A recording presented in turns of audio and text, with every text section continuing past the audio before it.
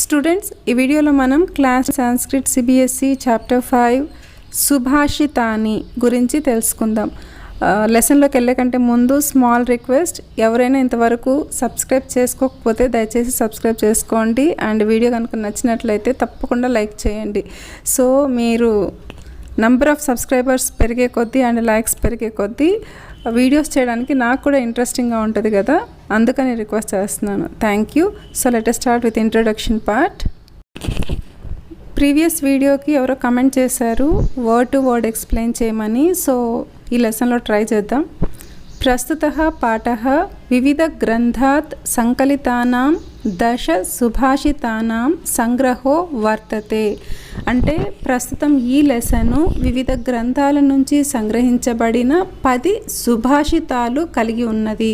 అంటే ప్రస్తుతః పాఠ ప్రజెంట్ ఈ లెసన్ వివిధ గ్రంథాత్ సంకలితానాం, వివిధ గ్రంథాల నుంచి సంగ్రహించబడిన దశ సుభాషితానాం 10 సుభాషితాలను సంగ్రహో వర్తతే అంటే సంగ్రహించబడినవి, కూర్చబడినవి. అంటే వివిధ సాంస్క్రిట్ గ్రంథాల నుంచి 10 శ్లోకాలను, 10 సుభాషితాలను ఇందులో ఈ లెసన్లో మనం చదువుకుంటున్నాం. First of all lesson name ఏంటి? సుభాషితాని. సుభాషితాని అంటే మీనింగ్ ఏంటి? మధుర వచనాలు, అంటే మంచి మాటలు, మన జీవితానికి ఉపయోగపడే మాటలని మనం ఈ లెసన్లో తెలుసుకుంటాం. సంస్కృత సాహిత్యే సార్వభౌమికం సత్యం ప్రకాశయితుం అర్థగంభీర్యయుక్త పద్యమయీ ప్రేరణాత్మిక రచన సుభాషితమితి కథ్యతే. సో సంస్కృత సాహిత్య అంటే సంస్కృత సాహిత్యంలో సార్వభౌమికం సత్యం అంటే యూనివర్సల్ ఫ్యాక్ట్స్ ఉంటాయి కదా కొన్ని, వాటిని ప్రకాశయుతం ప్రకాశించేలా అంటే అందరికీ తెలిసేలా, అర్థగాంభీర్యయుత అందరికీ అర్థమయ్యే రీతిలో, పద్యమయి ప్రేరణాత్మిక రచన అంటే పద్యాల రూపంలో అందరినీ ప్రేరేపించే విధంగా నిజ జీవితంలో మనం ఫాలో అయ్యేలాగా రచించబడినవే ఈ సుభాషితాలు అని ఈ సెంటెన్స్ మీనింగ్ అన్నమాట. అయం పాఠాంశః పరిశ్రమస్య మహత్వం, క్రోధస్య దుష్ప్రభావః, సామాజిక మహత్వం, సర్వేషాం వస్తూనాం ఉపాదేయత, బుద్ధేః వైశిష్ట్యం ఇత్యాదీనం విషయాన్ ప్రకాశయతి. అంటే ఈ లెసన్లో పరిశ్రమస్య మహత్వం అంటే కష్టపడడం యొక్క గొప్పతనం, పరిశ్రమించడం అంటే కష్టపడడం అన్నమాట, హార్డ్ వర్క్ యొక్క గొప్పతనం. క్రోధస్య దుష్ప్రభావః, క్రోధం అంటే కోపం అన్నమాట, కోపం యొక్క చెడు ప్రభావము. సామాజిక మహత్వం అంటే సామాజికత యొక్క గొప్పతనం, సొసైటీలో కలిసి ఉండడం గురించి గొప్పగా చెప్పడం. సర్వేషాం వస్తూనాం ఉపాదేయత, అన్ని వస్తువుల యొక్క ఉపయోగాలు.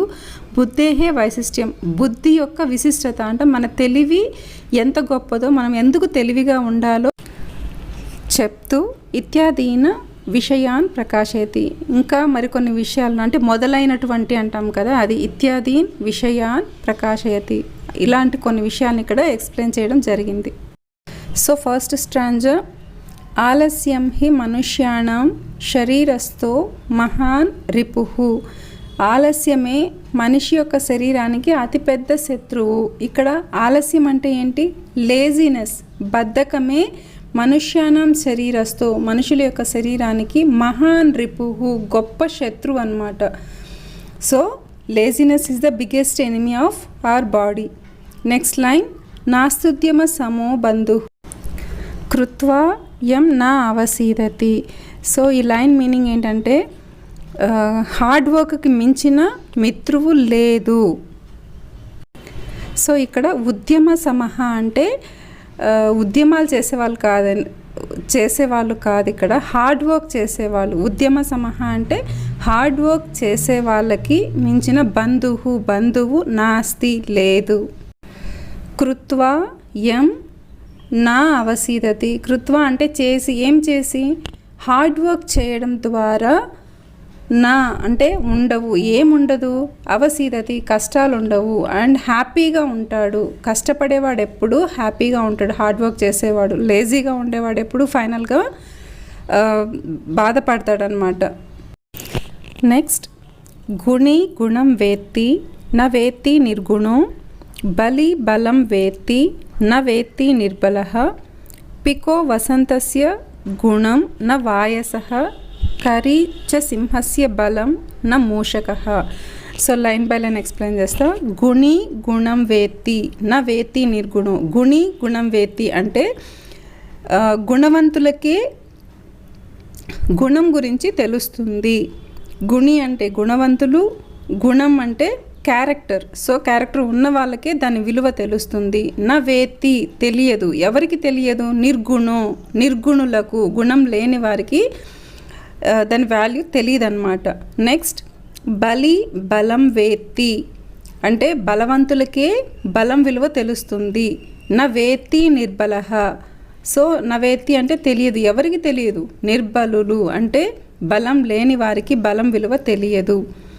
పికో వసంతస్య, పికో అంటే ఏంటి ఇక్కడ? కోకిల. కోకిలకే తెలుస్తుంది. ఏం తెలుస్తుంది? వసంతకాలం యొక్క గొప్పతనం. నా వాయసః, కాకి కాదు. వాయసః అంటే ఇక్కడ కాకి. కరీ చ సింహస్య బలం నా మూషకః. కరి అంటే ఏనుగు. ఇక్కడ ఏనుగుకు సింహం యొక్క బలం తెలుస్తుంది, కానీ మూషకానికి కాదు. మూషక అంటే ఎలుక.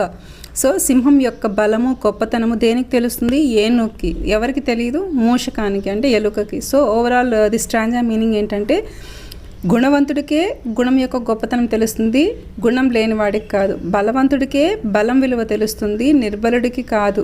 కోకిలకే వసంతకాలం యొక్క గొప్పతనం తెలుస్తుంది, కానీ కాకికి కాదు. సింహం యొక్క గొప్పతనం ఎవరికి తెలుస్తుంది? ఏనుగుకి తెలుస్తుంది, కానీ ఎలుకకు తెలియదు. సో ఏదైతే మనం క్యారెక్టర్ ఉంటేనే దాని విలువ తెలుస్తుంది, లేని వాళ్ళకి, అడ్డదిడ్డంగా వాదించే వాళ్ళకి దాని విలువ తెలియదు. నెక్స్ట్ నిమిత్తం ఉద్దిశ్య హి యః ప్రకృప్యతి ధ్రువం స తస్యాపగమే ప్రసీదతి అకారణద్వేషి మనస్తు యస్య వై కథం జనస్థం పరితోషయిష్యతి. సో దీని మీనింగ్ ఏంటంటే లైన్ బై లైన్ చూద్దాం. నిమిత్తం ఉద్దిశ్య హి అంటే నిమిత్త కారణం చేత, నిమిత్తం అంటే పర్టికులర్ రీజన్ తోటి యః ప్రకుప్యతి ఒకవేళ అతను ఆమె ఎవరైనా ఒకరు ఒక పర్టికులర్ రీజన్ తోటి ప్రకృప్యతి అంటే క్రోధంగా ఉన్నారో, కోపంగా ఉన్నారో, ధ్రువం స తస్యాపగమే ప్రసీదతి అంటే ధ్రువం స నిశ్చయ రూప్సే అంటాం కదా, ఖచ్చితంగా తస్య అపగమే అంటే ఆ రీజన్ ఏదైతే ఉందో అది అయిపోయాక ప్రసీదతి హ్యాపీగా ఉంటారు. ఏదైనా ఒక రీజన్ తోటి కోపంగా ఉన్నారనుకోండి, ఆ రీజన్ వాళ్ళకు తెలిసి అర్థమైనప్పుడు వాళ్ళు హ్యాపీగా ఉండగలుగుతారు. ఫర్ ఎగ్జాంపుల్, నాకు ఒక డైమండ్ నెక్లెస్ కావాలనుకోండి, నేను మా నాన్న అడిగితే అతను పాసిబుల్ అయితే కొనిస్తాడు, నేను హ్యాపీగా ఉంటా. కానీ నాకేం కావాలో నాకే తెలియకపోతే నాన్న మాత్రం ఏం చేస్తారు? ఏం చేయలేరు కదా. సో మీ కోపం ఏంటో, మీ కోపం దేనికో మీకే తెలియకపోతే మీరు హ్యాపీగా ఎప్పుడూ ఉండలేరు. అకారణ ద్వేషి మనస్తు యస్య వై కథం జనస్థం పరితోషయిష్యతి అంటే అకారణ ద్వేషి, కారణం లేకుండా ద్వేషించే మనస్తత్వం ఉండేవాళ్ళు కథం జనస్థం పరితోషయిష్యతి ఎప్పుడూ కూడా సంతోషంగా ఉండలేరు. ఏదైనా ఒక కారణంతో కోపంగా ఉన్నారు అంటే అర్థం ఉంది, కానీ కారణం లేకుండా కోపంగా దుఃఖంగా ఉంటే వాళ్ళు ఎప్పుడూ సంతోషంగా ఉండలేరు. ఎందుకంటే వాళ్ళు దేనికి బాధగా ఉన్నారో, కోపంగా ఉన్నారో వాళ్ళకే తెలియకపోతే ఇంక వాళ్ళు ఎప్పుడు హ్యాపీగా ఉంటారు? ఎలా ఉంటారు కదా. సో మీరు కూడా ఏదైనా మైండ్ అప్సెట్గా ఉన్నప్పుడు వై అనేది ఒక క్వశ్చన్ వేసుకోండి. ఎందుకు నేను సాడ్గా ఉన్నాను అంటే అది మీ కంట్రోల్లో ఉందా లేదా అనాలిసిస్ చేసుకొని దెన్ ఫీల్ అవ్వండి. ఓకే. నెక్స్ట్ ఉదీరితో అర్థః పశునాపి గృహ్యతే హయాచ నాగాచ వహంతి బోధితాః అనుక్తం అప్యూహతి పండితో జనః పరేంగిత జ్ఞానఫలాహి బుద్ధయః.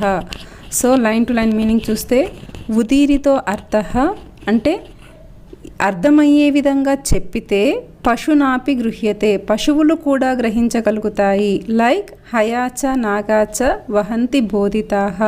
హయాచ అంటే గుర్రము, నాగాచ అంటే ఏనుగు. పరిగెట్టమని తడితే గుర్రం పరిగెడుతుంది, దాన్ని ఏనుగు వీపు మీద ఏదైనా బరువులు పెట్టి పదమంటే అవి కూడా వెళ్తాయి అన్నమాట. అంటే చెప్తే పశువులు కూడా చేస్తాయి. అందులో తెలివైన వాళ్ళ లక్షణాలు ఏముంది, ఏమీ లేదు కదా. ట్రైనింగ్ ఇస్తే ఈవెన్ డాగ్స్ కూడా ఒక బాల్ వేసి తీసుకురమ్మంటే తీసుకురావడము, హాయ్ చెప్పమంటే ఇలా కాలు ఊపడము చేస్తాయి కదా. సో దాంట్లో తెలివైన వాళ్ళ గ్రేట్నెస్ ఏముంది, లేదు కదా. అనుక్తం అంటే చెప్పకుండానే అప్యూహతి చేసేవాళ్ళు పండితో జనః, పండితులు. అంటే ఏదైనా ఒక విషయం చెప్తే చేయడం గ్రేట్ కాదు, చెప్పకుండానే చేయడము గ్రేట్. పరేంగిత జ్ఞానఫలాహి బుద్ధయః అంటే వీళ్ళకి ఎలా తెలుస్తుంది, పక్కన తెలివైన వాళ్ళని చూసి గ్రహిస్తారనమాట. చెప్పకుండానే పక్కన వాళ్ళు ఎలా బిహేవ్ చేస్తున్నారు, వాళ్ళ లెసన్ని ఎలా అర్థం చేసుకుంటున్నారు, ఇట్లాంటి విషయాలు చూసి పక్కన తెలివైన వాళ్ళని చూసి వీళ్ళు గ్రహించుకుంటారు. ఎవరు, తెలివైన వాళ్ళు. సో చెప్తే చేసేవాళ్ళు ఎవరైనా చేస్తారు, వాళ్ళు తెలివైన వాళ్ళు కాదు. చెప్పకుండా పక్కన వాళ్ళని చూసైనా సరే గ్రహించుకొని చెప్పకుండా చేసేవాళ్ళే పండితులు, గొప్పవాళ్ళు. నెక్స్ట్ 5th శ్లోక. క్రోధో హి శత్రుః ప్రథమో నరాణాం దేహస్థితో దేహ వినాశనాయ యథాస్థితః కాష్టగతో హి వహ్నిః స ఏవ వహ్నిర్దహతే శరీరం. సో ఫస్ట్ లైన్ ఏంటి, క్రోధో హి శత్రుః ప్రథమో నరాణాం అంటే కోపమే మనిషికి శత్రువు. క్రోధ అంటే కోపం, శత్రువు అంటే శత్రువు, ప్రథము అంటే ప్రథమ అంటే ఫస్ట్ అనమాట. ఫస్ట్ది నరాణం అంటే మనుషులకి. సో మనుషులకి కోపమే ఫస్ట్ శత్రువు అనమాట. దేహస్థితో దేహ వినాశనాయ మన శరీరంలో ఉంటూ మన శరీరాన్ని నాశనం చేస్తుంది ఈ కోపం అనేది. యథాస్థితః కాష్టగతో హి వహ్నిః స ఏవ వహ్నిర్దహతే శరీరం అంటే ఎలాగైతే ఆ కర్రలో ఉన్న లకడి అంటే స్టిక్లో ఉన్న లేదా కర్రలో ఉన్న అగ్ని దాన్ని మొత్తం దహించి వేస్తుందో అలాగే దేహంలో ఉన్న కోపం అనేది దేహాన్నే కాల్చేస్తుంది. సో కోపం అనేది తగ్గించుకుంటే చాలా మంచిది ఆరోగ్యానికి. నెక్స్ట్ మృగైః సంగం అనువ్రజంతి గావచ్చ గోభిః తురగాస్తు రంగైః మూర్ఖాశ్చ మూర్ఖైః సుధీయః సుధీభిః సమానశీల వ్యసనేషు సఖ్యం. So line by line meaning చూస్తే మృగైః అంటే జింకలతోటి సంగం అనువ్రజంతి. సంగం అంటే ఇప్పుడు జింకలు ఉన్నాయనుకోండి, జింకల సమూహంనే ఫాలో అవుతాయి. అనువ్రజంతి అంటే ఫాలో అవ్వడం. ఎవరితో ఫాలో అవుతాయి, జింకల సమూహంతో మాత్రమే ఫాలో అవుతాయి. గావచ్చ గోభిః అంటే గావచ్చ అంటే కౌజ్ ఉన్నాయి కదా, ఆవులతోటే వెళ్తాయి. తురగా అస్తు రంగైః అంటే ఇక్కడ తురగా అంటే హార్సెస్ అన్నమాట, గుర్రాలతోటే వెళ్తాయి. మూర్ఖశ్చ మూర్ఖైః అంటే మూర్ఖులతోటి. సుధియః సుధీభిః పండితులు, సుధియః అంటే పండితులు, సుధీభిః పండితులతోటే వెళ్తారు. అంటే సమానశీల వ్యసనేషు సఖ్యం అంటే సో దీని అర్థం ఏంటంటే ఎవరి ఐక్యూకి తగినట్టు వాళ్ళతో ఎక్కువగా స్నేహం చేస్తారు అని అర్థం. ఫర్ ఎగ్జాంపుల్ మనం క్లాస్లో 40 మెంబర్స్ ఉంటే 40 మెంటాలిటీస్ ఈక్వల్గా ఉండవు, 40 మెంబర్స్ ఒకేలాగా ఉండరు. సో మీరు ఎప్పుడైనా అబ్జర్వ్ చేస్తే మీ ఫ్రెండ్స్లోనే గ్రూప్స్ లాగా ఉంటారు. అంటే మీ గ్రూప్లో ఉండే వాళ్ళ మెంటాలిటీ ఆల్మోస్ట్ అలాగే ఉంటుంది, మీ థింకింగ్ ప్రాసెస్ కానీ. సో అలాగనమాట, ఎవరి మెంటాలిటీకి తగినట్టు ఎవరి జాతికి తగినట్టు వాళ్ళు గ్రూప్గా ఉంటారు, వాళ్ళని ఫాలో అవుతారు అని ఈ స్ట్రాంజా మీనింగ్. నెక్స్ట్ సేవితవ్యో మహావృక్షః ఫలఛాయా సమన్వితః యది దైవాత్ ఫలం నాస్తి ఛాయా కేన నివార్యతే. అంటే మహావృక్ష అంటే పెద్ద పెద్ద వృక్షాలు, ఫలఛాయ సమన్విత. ఫల్ అంటే ఇక్కడ ఫ్రూట్స్, ఛాయ అంటే నీడ, సమన్విత అంటే ఇవ్వడం అన్నమాట. సో పెద్ద వృక్షాలు ఏవైతే ఫలాలను ఇస్తాయో అంటే ఫ్రూట్స్ని ఇస్తాయో మరియు నీడనిస్తాయో అవి ఆశ్రయం పొందడానికి యోగ్యమైనవి. యది దైవాత్ ఫలం నాస్తి ఒకవేళ ఇన్ కేస్ ఆ చెట్టుకి గనక ఫ్రూట్స్ లేకపోయినా కూడా ఛాయా కేన నివార్యతే, ఆ చెట్ల నీడనివ్వడం అయితే ఎవరు నివారించలేరు, ఎవరు ఆపలేరు. ఒకవేళ ఫ్రూట్స్ లేకపోయినా కూడా ఆ చెట్లకు ఉండే కొమ్మల వల్ల నీడైతే ఖచ్చితంగా వస్తుంది కదా. సో దీని యాక్చువల్ సింపుల్ మీనింగ్ ఏంటంటే పెద్ద వృక్షాలు ఫ్రూట్స్నిచ్చేవి మరియు మనకు ఎండ లేకుండా నీడనిచ్చే చెట్లు ఖచ్చితంగా హెల్ప్ఫుల్ అవుతాయి సేద తీరడానికి.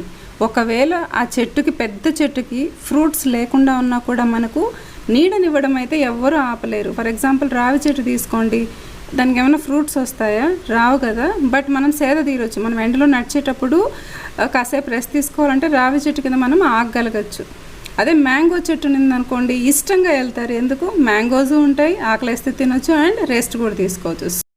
సో దీనికి ఎడ్యుకేషన్ పరంగా, చదువు పరంగా మీకు ఎగ్జాంపుల్ అర్థమయ్యేలా చెప్పాలి అంటే, మీకు ఫెసిలిటీస్ కల్పించి టాలెంట్ ఉంటే హ్యాపీగా మీరు హైకి రీచ్ అవ్వచ్చు. ఒకవేళ ఫెసిలిటీస్ లేకపోయినా కూడా మీ దగ్గర టాలెంట్ ఉంది, మీకు నాలెడ్జ్ ఉంది అంటే యూ కెన్ రీచ్ ఎనీవేర్ కదా. That is the best example to understand this stanza. అమంత్రం అక్షరం నాస్తి, నాస్తి మూలమనౌషధం, అయోగ్యః పురుషః నాస్తి, యోజకస్త్ర దుర్లభః. సో అమంత్రం అక్షరం నాస్తి అంటే అక్షరం లేని మంత్రము ఉండదు. ఏ మంత్రం తీసుకున్నా, మంత్రం ఏముంది, ఎనీ నేమ్ తీసుకున్నా, దేవుళ్ళ పేరు, మీ పేరు, ఏ పేరు తీసుకున్నా, ఏ మంత్రం తీసుకున్నా అక్షరాలతోనే కదా ఉంటుంది. సో అక్షరం లేని మంత్రం అనేదే ఉండదు. నాస్తి మూలమన్ ఔషధం అంటే ఎంత వయసైన వాళ్ళైనా కూడా ఏదో ఒక ఔషధాన్ని తయారు చేయడానికన్నా పనికి వస్తారు. అయోగ్యః పురుషః నాస్తి, అయోగ్యుడైన పురుషుడు అనేవాడే ఉండడు. అదేంటి, లోకంలో అందరూ యూజ్ అయ్యే వాళ్ళే ఉన్నారా, చెడ్డవాళ్ళు లేరా అంటే అలా కాదు. ప్రతి ఒక్కరూ ఏదో ఒక పనిలో వాళ్ళు పర్ఫెక్ట్గా ఉంటారనమాట. పనికి రాని వాళ్ళంటూ ఎవ్వరూ ఉండరు. అండ్ మనం మ్యాక్సిమం ఏం చేస్తామంటే చదువులోనే కంపేర్ చేసుకుంటాం. సో ప్రతి ఒక్కరికి ఒక సపరేట్ టాలెంట్ అనేది ఉంటుంది. సో దీని మీనింగ్ ఏంటంటే అయోగ్యః పురుషః నాస్తి, అయోగ్యులైన పురుషులు అనే వాళ్ళే ఉండరు. నెక్స్ట్, సంపత్తౌచ విపత్తౌచ మహతాం ఏకరూపత, ఉదయే సవిత రక్తో రక్తశ్చ స్తమయే తథా. అంటే సో సంపత్తౌచ విపత్తౌచ, సంపత్తౌ అంటే సంపదలు ఉన్నప్పుడు, హ్యాపీగా ఉన్నప్పుడు, విపత్తౌచ అంటే కష్టాలు ఉన్నప్పుడు లేదా ఆపదల్లో ఉన్నప్పుడు, మహతాం గొప్పవాళ్ళు, ఏకరూపత ఒకేలా ఉంటారు. అంటే సంపదలు ఉన్నా లేకపోయినా గొప్పవాళ్ళు ఎప్పుడు ఒకేలాగా ఉంటారు. వాళ్ళ బిహేవియర్ కానీ యాటిట్యూడ్ కానీ ఒకేలాగా ఉంటుంది. ఎలాగంటే ఉదయే సవిత రక్తో అంటే ఉదయించేటప్పుడు సూర్యుడు ఎలా ఉంటాడు, రెడ్డిష్గా ఉంటారు కదా. మార్నింగ్ సన్ వచ్చేటప్పుడు గమనించండి, వచ్చాక కాదు, వచ్చేటప్పుడు రెడ్డిష్ వచ్చి దాని ఎల్లోయిష్ వచ్చి దాని వైట్ అవుతారు మిడ్ డే వచ్చేటప్పటికి. సో ఉదయించేటప్పుడు సూర్యుడు రెడ్ కలర్లో ఉంటాడు అండ్ అస్తమయే రక్తాచ అస్తమయే అంటే అస్తమించేటప్పుడు కూడా ఆ బ్లడ్ లాగే రెడ్ కలర్లో ఉంటారు.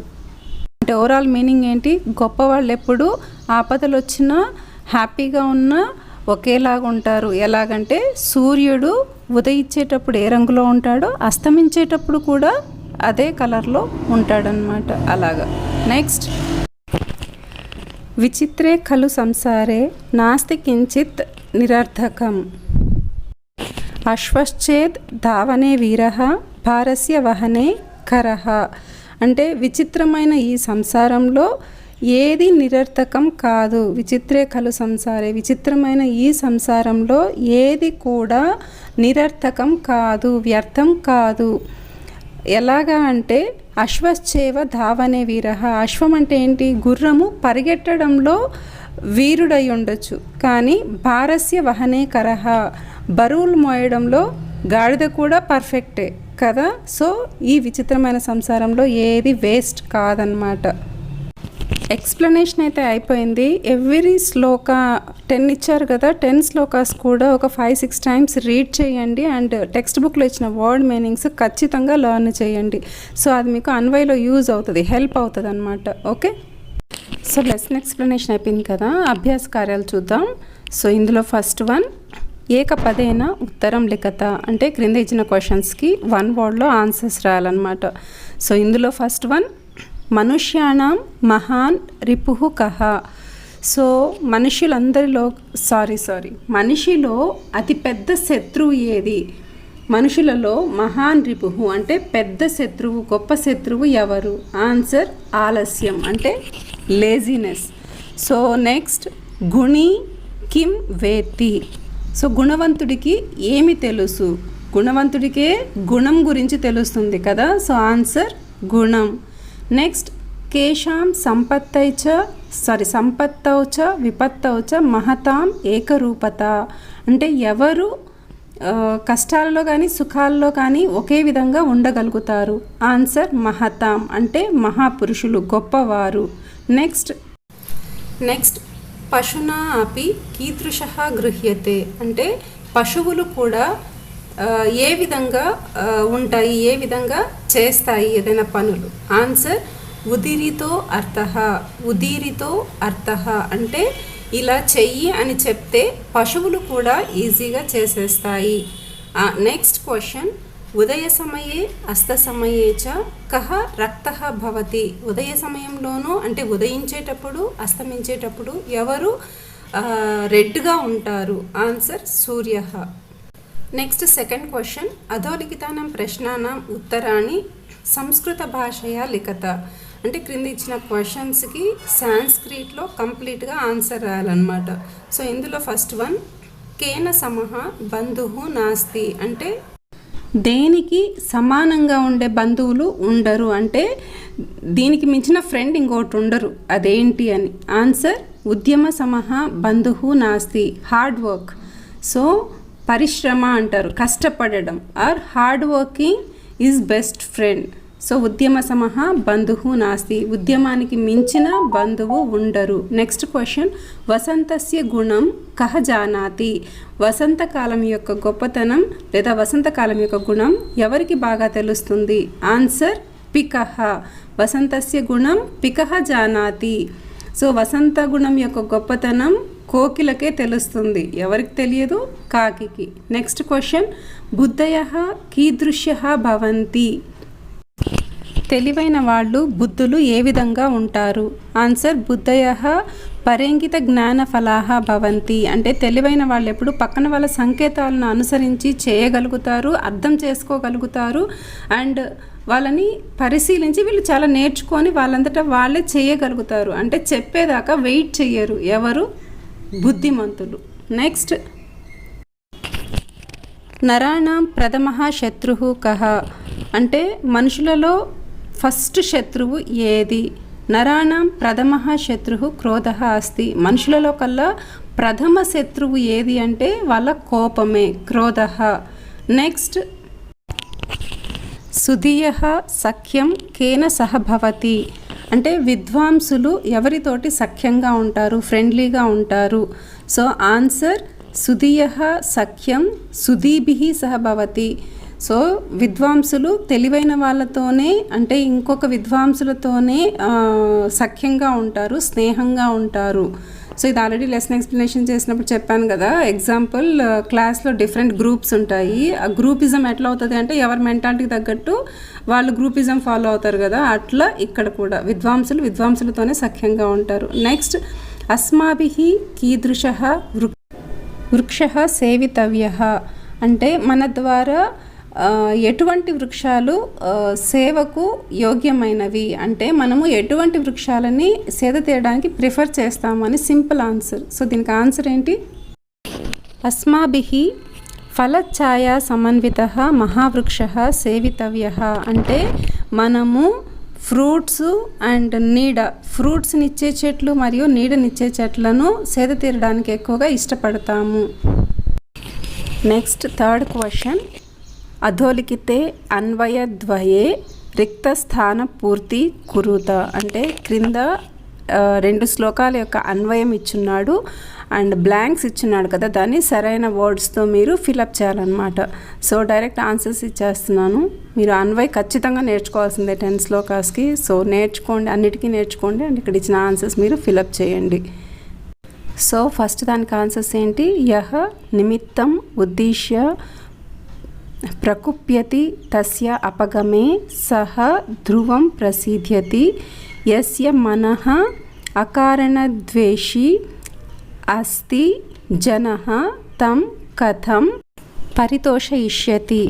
సో ఇది ఒక శ్లోక మీనింగ్ ఉంది కదా, దాని మీనింగ్ ఏంటంటే పర్టికులర్ రీజన్ తోటి కోపడే వాళ్ళు కానీ బాధపడే వాళ్ళకి కానీ ఆ రీజన్ తీరిపోయిన తర్వాత కోపం తగ్గుతుంది, లేదా ఆ విష్ పూర్తయిన తర్వాత హ్యాపీగా అనిపిస్తుంది. కానీ రీజన్ లేకుండా సఫర్ అయ్యే వాళ్ళు ఉంటారు చూసారా, వాళ్ళ సఫర్ ఎప్పుడు పోదు. వాళ్ళ బాధ కానీ కోపం కానీ ఏది తీరనే తీరదు. ఎందుకంటే వాళ్ళకి ఏం కావాలో వాళ్ళకే క్లారిటీ లేనప్పుడు దే కాంట్ బి హ్యాపీ.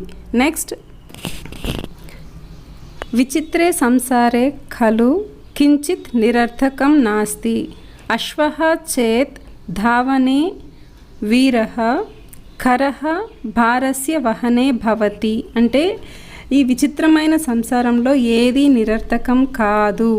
ఎలా అంటే గుర్రము పరిగెట్టడం వల్ల గుర్రం ఒకటే వీర్ అని అనుకో అక్కర్లేదు. సో గుర్రం దేంట్లో పర్ఫెక్ట్, పరిగెట్టడంలో పర్ఫెక్ట్. అలాగే ఖరహ అంటే గాడిద కూడా పని చేస్తుంది, నిరర్థకంగా అలా వేస్ట్గా ఏం పడి ఉండదు. ఏం పని చేస్తుంది? పాతకాలంలో బట్టలు మోపించేవారు గాడిదల దగ్గర. సో దేని పని దానిదే, ఎవ్వరూ నిరర్థకంగా ఉండరు, వేస్ట్గా ఉండరు ఈ లోకంలో. నెక్స్ట్, ఫోర్త్ క్వశ్చన్, అధోలిఖితానాం వాక్యానాం కృతే సమానార్థకాన్ శ్లోకాంశాన్ పాఠాత్ చిత్వా లిఖత. క్రింద కొన్ని సెంటెన్సెస్ ఇచ్చారు కదా, వాటిని అర్థం చేసుకొని శ్లోకంలో ఏ సెంటెన్స్కి ఇది మీనింగో మీరు రాయాలన్నమాట. సో ఇది రాయాలి అంటే శ్లోకాలు బాగా ప్రాక్టీస్ చేయాలి కదా. సో ఫస్ట్ వన్ ఏంటి? విద్వాన్ స ఏవ భవతి యః అనుక్తం అపి తథ్యం జానాతి. సో దీని మీనింగ్ ఏంటి? విద్వాన్ ఎవరు అంటే చెప్పకుండానే సంకేతాలతోనే లేదా పక్కన వాళ్ళని చూసి నేర్చుకొని చేసేవాడు. విద్వాంసుడికి మనం సపరేట్గా ఈ పని చెయ్యి అని చెప్పక్కర్లేదు. సో శ్లోకంలో ఏ సెంటెన్స్ ఉంటుంది దీనికి? అనుక్తం అప్యూహతి పండితో జనః. నెక్స్ట్, మనుష్యః సమస్వభావై జనై సహ మిత్రతాం కరోతి. మనుష్యులు వాళ్ళతో ఈక్వల్గా మెంటాలిటీ, ఎవరి మెంటాలిటీకి మ్యాచ్ అవుతుందో వాళ్ళతోటే మిత్రత్వం చేస్తారు. సో దీనికి శ్లోకంలో లైన్ సమాన్శీల్ వ్యసనేషు సఖ్యం. నెక్స్ట్ పరిశ్రమం కుర్వాణః నరః కదాపి దుఃఖం న ప్రాప్నోతి. అంటే కష్టపడి శ్రమించేవాడెప్పుడు దుఃఖంగా ఉండడు. సో దీనికి సాంస్క్రిట్ శ్లోకాలో లైన్ ఏంటి? నాస్తుద్యమ సమో బంధుః కృత్వా యం నా అవసీదతి. నెక్స్ట్, మహాంతః జనాః సర్వదైవ సమప్రకృతయః భవంతి. మహానుభావులు లేదా గొప్పవాళ్ళు అన్ని వేళలా సమరూపకంగా అంటే ఒకే రకంగా ఉంటారు. సో దీనికి సాంస్క్రిట్ శ్లోకాలో లైన్ ఏమొస్తుంది? సంపత్తౌ విపత్తౌ చ మహతాం ఏకరూపత. నెక్స్ట్, ఫిఫ్త్ క్వశ్చన్, యథా నిర్దేశం పరివర్తనం విధాయ వాక్యాన్ని రచయత. అంటే క్రింద నిర్దేశించిన విధంగా సెంటెన్సెస్ని చేంజ్ చేసి రాయాలన్నమాట. సో ఇందులో ఫస్ట్ వన్, గుణి గుణం జానాతి బహువచనే. సో ఇక్కడ ఏకవచనంలో ఉంది సెంటెన్స్, దీన్ని మనం బహువచనంలో రాయాలి. సో ఆన్సర్, గుణినః గుణం జానంతి. గుణవంతులే గుణం గురించి తెలుసుకోగలుగుతారు. నెక్స్ట్, పశుః ఉదీరితం అర్థం గృహ్యాతి కర్మవాచ్యే. సో ఇచ్చిన సెంటెన్స్ని మనము కర్మవాచ్యంలో రాయాలన్నమాట. So answer, పశునా ఉదీరితః అర్థః గ్రహ్యతే. చెప్పితే పశువులు కూడా గ్రహించగలుగుతాయి. నెక్స్ట్, మృగాః మృగైః సహ అనువ్రజంతి. సో దీన్ని ఏకవచనంలో రాయాలి, బహువచనంలో ఇచ్చాడు. సో ఆన్సర్, మృగః మృగైః సహ అనువ్రజతి. నెక్స్ట్, కః ఛాయాం నివారయతి. దీన్ని మనము కర్మవాచకంలో రాయాలన్నమాట. సో ఆన్సర్, కేన ఛాయా నివార్యతే. నెక్స్ట్, తేన ఏవ వహ్నినా శరీరం దహ్యతే. దీన్ని మనము కర్తరి వాక్యంలో రాయాలన్నమాట. సో ఆన్సర్, సహ ఏవ వహ్నిః శరీరం దహతే. నెక్స్ట్ క్వశ్చన్, సంధి విచ్ఛేదం కురూత. అంటే క్రింద విడదీసి ఇచ్చుంటే కలిపి రాయాలి, కలిపిచ్చుంటే విడదీసి రాయాలన్నమాట. సో ఇందులో ఫస్ట్ వన్, నా ప్లస్ అస్తి ప్లస్ ఉద్యమ సమః. సో వీటిని కలిపితే ఏమొస్తుంది? నాస్తుద్యమ సమః. నెక్స్ట్, తస్య ప్లస్ అపగమే. ఇది మనం రాయాలి, క్వశ్చన్ ఏమిచ్చాడు? తస్యాపగమే. సో తస్య ప్లస్ అపగమే. నెక్స్ట్ అనుక్తం ప్లస్ అపి ప్లస్ ఊహతి. సో ఆన్సర్ ఏమొస్తుంది? అనుక్తం అప్యూహతి. నెక్స్ట్ గావచ్చ, గావః ప్లస్ చ. నెక్స్ట్ నాస్తి, నా ప్లస్ అస్తి. నెక్స్ట్ రక్తః ప్లస్ చ ప్లస్ అస్తమయే. సో ఆన్సర్ ఏమొస్తుంది? రక్తశ్చాస్తమయే. నెక్స్ట్ యోజకస్తత్ర. సో దీన్ని విడదీసి రాస్తే యోజకః ప్లస్ తత్ర. సో ఇది ఫస్ట్ పార్ట్ 6th క్వశ్చన్లో. నెక్స్ట్ 6th క్వశ్చన్లో సెకండ్ పార్ట్ సమస్త పదం యా విగ్రహం లిఖత. సో సమస్త పదం కానీ లేదా విగ్రహవాక్యం కానీ రాయాలన్నమాట. సో ఇందులో ఫస్ట్ వన్ ఉద్యమ సమః. సో దీనికి విగ్రహవాక్యం ఏమొస్తుంది? ఉద్యమేన సమః. నెక్స్ట్ శరీరే స్థితః. ఇది విగ్రహవాక్యం ఇచ్చారు, దీనికి మనం సమస్త పదం రాయాలి. సో ఏమొస్తుంది? శరీరస్థః. నెక్స్ట్ నిర్బలః. దీనికి విగ్రహవాక్యం బలేన రహితః. నెక్స్ట్ దేహస్య వినాశనాయ. దీనికి సమస్త పదం ఏమొస్తుంది? దేహ వినాశనాయ. నెక్స్ట్ మహావృక్షః. విగ్రహవాక్యం మహాంచ అసౌ వృక్షః. నెక్స్ట్ సమానం శీలం వ్యసనం ఏషాం తేషు. సో ఇది విగ్రహవాక్యం ఇచ్చాడు, దీనికి మనము సమస్త పదం రాయాలి. సో ఏమొస్తుంది? సమానశీల వ్యసనేషు. నెక్స్ట్ అయోగ్యః. సో దీనికి విగ్రహవాక్యం ఏమొస్తుంది? న యోగ్యః. Next 7th question. నెక్స్ట్ అధోలిఖితానాం పదానాం విలోమ పదాన్ని పాఠాత్ చిత్వా లిఖత. క్రింద ఇచ్చిన వర్డ్స్కి అపోజిట్ వర్డ్స్ని లెసన్లోంచి సర్చ్ చేసి రాయాలన్నమాట. సో ఫస్ట్ వన్ ప్రసీదతి. సో ప్రసన్నంగా ఉండడం. అవసీదతి దుఃఖంగా ఉండడం లేదా డల్గా ఉండడం. నెక్స్ట్ మూర్ఖః. మూర్ఖః అంటే మూర్ఖుడు, ఏమీ తెలియని వాడు. దీనికి అపోజిట్ ఏంటి? పండితః, పండితుడు, విద్వాంసుడు. నెక్స్ట్ బలి, బలవంతుడు. దీనికి ఆపోజిట్ నిర్బలః అంటే బలహీనుడు. నెక్స్ట్ సులభః అంటే ఈజీగా ఉండడం. అపోజిట్ ఏమొస్తుంది? దుర్లభః కష్టంగా ఉండడం. నెక్స్ట్ సంపత్తౌ. సంపత్తు అంటే సుఖంగా ఉండడం, విపత్తు అంటే కష్టాల్లో ఉండడం. నెక్స్ట్ అస్తమయే అస్తమించడం. దీనికి అపోజిట్ వర్డ్ ఉదయే ఉదయించడం. నెక్స్ట్ సార్థకం, సార్థకమైనది అంటారు కదా, అర్థవంతమైనది. దీనికి అపోజిట్ నిరర్ధకం అంటే నిరర్ధకమైనది. So next last part of this lesson సంస్కృతేన వాక్య ప్రయోగం కురుత. క్రింద ఇచ్చిన వర్డ్స్ని సెంటెన్స్లో ప్రయోగించి రాయాలన్నమాట. సో ఇందులో ఫస్ట్ వన్ వాయసః. వాయసః అంటే ఏంటి? కాకి. సో వాయసః కృష్ణవర్ణః భవతి. కాకి కృష్ణవర్ణః అంటే నలుపు రంగులో భవతి ఉంటుంది. నెక్స్ట్ నిమిత్తం. భవతః ఆగమనస్య నిమిత్తం కిం. అయ్యా మీరు వచ్చిన కారణం ఏంటి? నిమిత్తం అంటే కారణం. కిం అంటే ఏమి, ఏ కారణం చేత మీరు వచ్చారు. నెక్స్ట్ సూర్యః అంటే సూర్యుడు. సెంటెన్స్ సూర్యః పూర్వదిశాయాం ఉదేతి అంటే సూర్యుడు పూర్వ దిశన ఉదయిస్తాడు. ఇక్కడ పూర్వ దిశ అంటే తూర్పు దిక్కు అన్నమాట, ఈస్ట్. నెక్స్ట్ పికః అంటే కోకిల.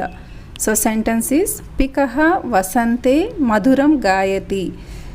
కోకిల వసంతకాలంలో చాలా మధురంగా పాడుతుంది. నెక్స్ట్ వహ్నిః అంటే ప్రకాశవంతంగా ఉండడం. సో సెంటెన్స్ ఈస్ దేవానాం ముఖం వహ్నిః భవతి. దేవతల యొక్క ముఖము చాలా ప్రకాశిస్తూ లైటనింగ్గా ఉంటుంది. So students, lesson completed. Thank you for watching my video.